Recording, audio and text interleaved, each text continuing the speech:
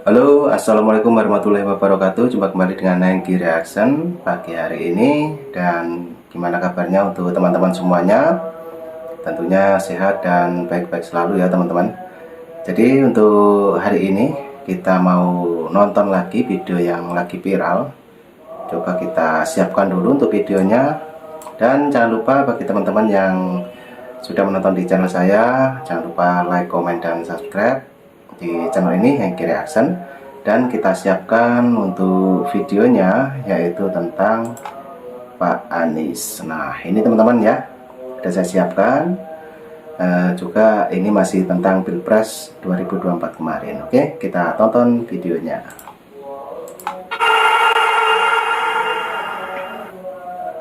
Assalamualaikum warahmatullahi wabarakatuh. Salam sejahtera untuk kita semua.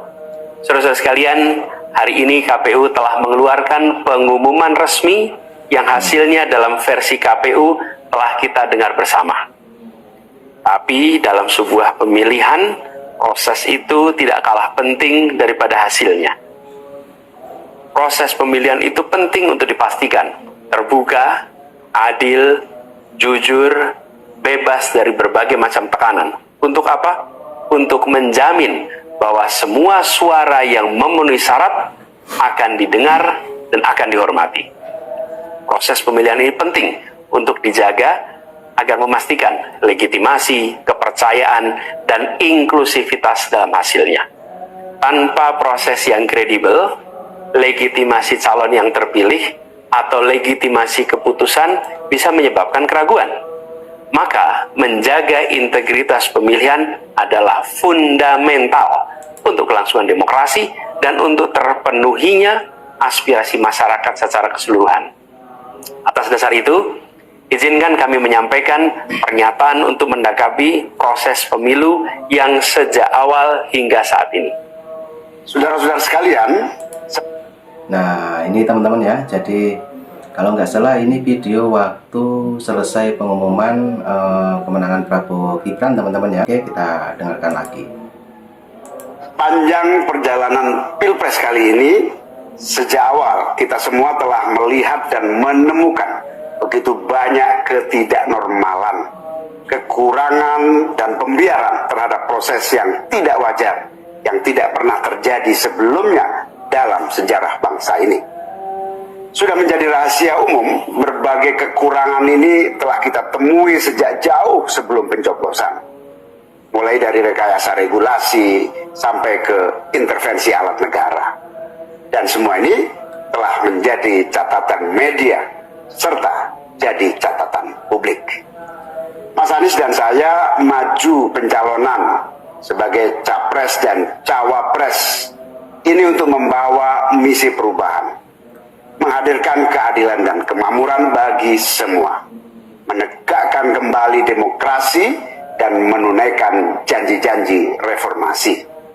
Dan berdasarkan catatan dari KPU tadi, ada puluhan juta orang yang menitipkan suara kepada kami berdua.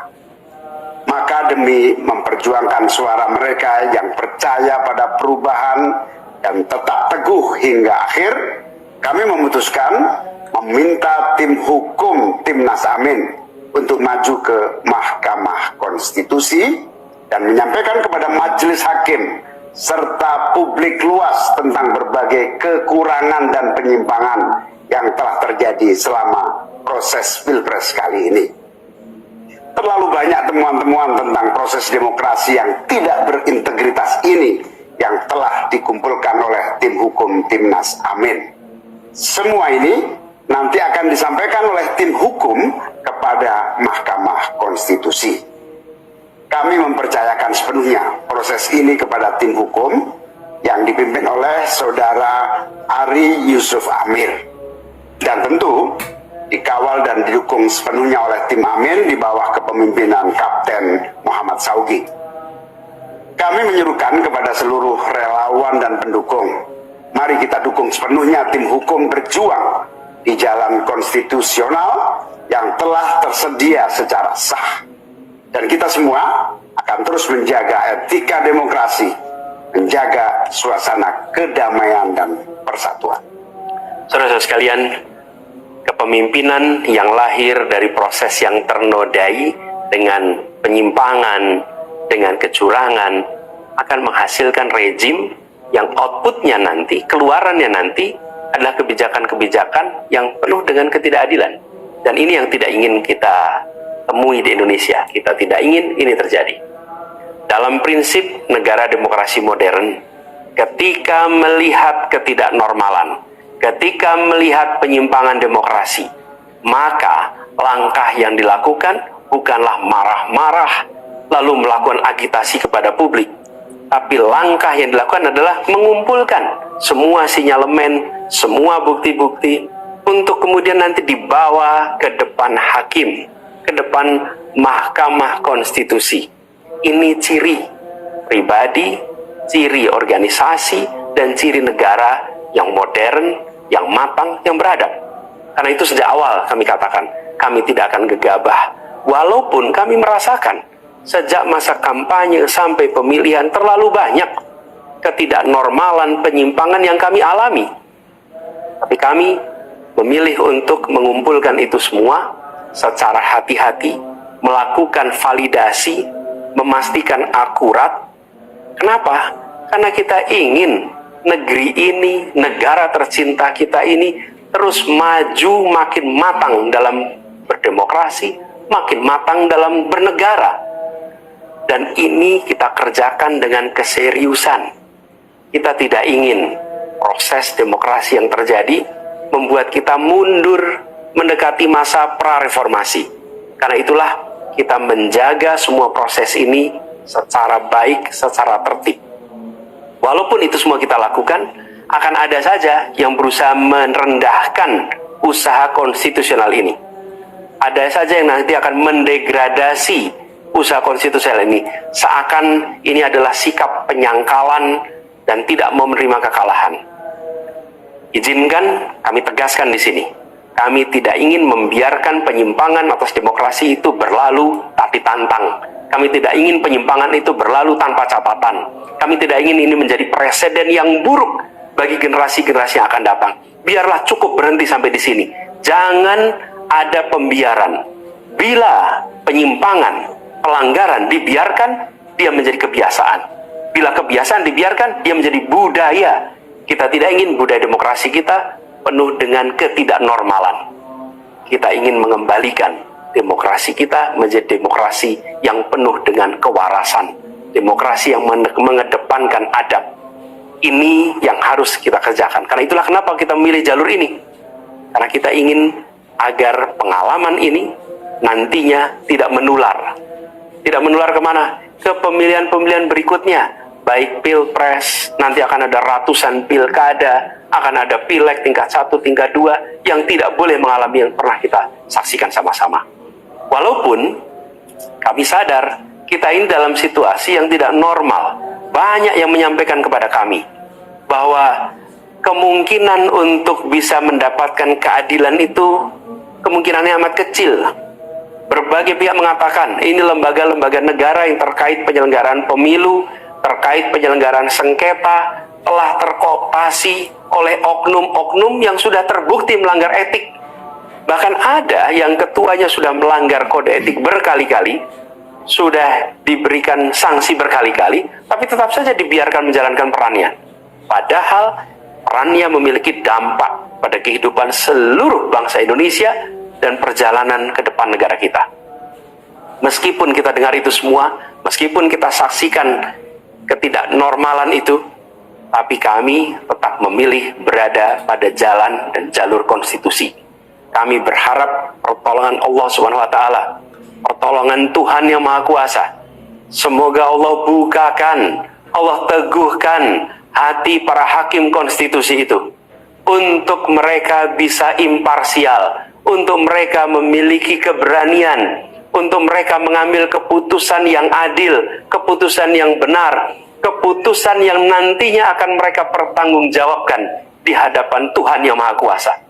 Keputusan yang akan mereka pertanggungjawabkan di hadapan sejarah perjalanan bangsa Indonesia, yang akan dipertanggungjawabkan di depan anak cucu mereka di kemudian hari. Ini adalah harapan kita, dan kami yakin insya Allah mereka akan bisa menjalankan apa yang menjadi harapan dari kita semua. Mari kita terus jalankan perjuangan ini dengan menjunjung tinggi etika, menjaga kedamaian dan persatuan. Kita dukung langkah tim hukum, dan kita biarkan segala temuan itu nantinya disampaikan dan menjadi rekam sejarah yang tercatat secara resmi dalam lembaran risalah-risalah Mahkamah Konstitusi Republik Indonesia.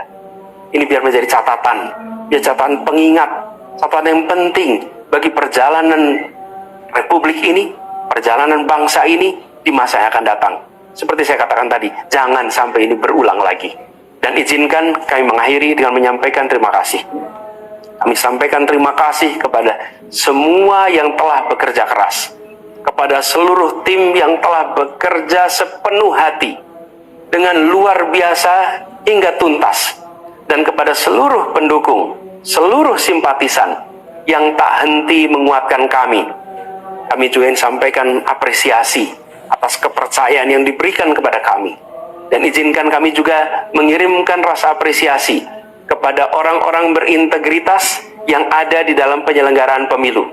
Orang-orang yang memilih untuk menjaga integritasnya, yang tahan dalam tekanan, tak goyang dalam iming-iming, tapi tetap bekerja dengan jujur, dengan berintegritas untuk menghasilkan pemilu yang baik. Terakhir, kami tegaskan sekali lagi, apapun takdir yang ditetapkan oleh Allah Subhanahu wa taala, oleh Tuhan Maha Kuasa nanti, kami akan bersama dengan gerakan perubahan. Insya Allah gerakan ini akan terus bergulir, membesar ke depan, dan membawa perubahan-perubahan yang baik, perubahan-perubahan yang diperlukan oleh bangsa ini. Terima kasih, salam hormat untuk semua. Semoga Allah Subhanahu wa taala meridhoi perjuangan kita. Assalamualaikum warahmatullahi wabarakatuh. Waalaikumsalam warahmatullahi wabarakatuh. Nah, itu tadi teman-teman ya. Ini pidato penjelasan Anies Baswedan bersama Caimin, konferensi persnya, dan penjelasan Bapak Anies Baswedan. Oke, mungkin teman-teman yang mau berkomentar silakan komentar di kolom komentar saya. Silakan menurut Anda ataupun pendapat Anda bagaimana. Nah, oke teman-teman, cukup itu dulu yang kita tonton hari ini. Terima kasih semuanya yang sudah nonton dari awal sampai akhir. Jangan lupa Hengki Reaction. Sampai jumpa nanti di video-video saya selanjutnya. Terima kasih dan assalamualaikum warahmatullahi wabarakatuh. Terima kasih, thank you, bye bye.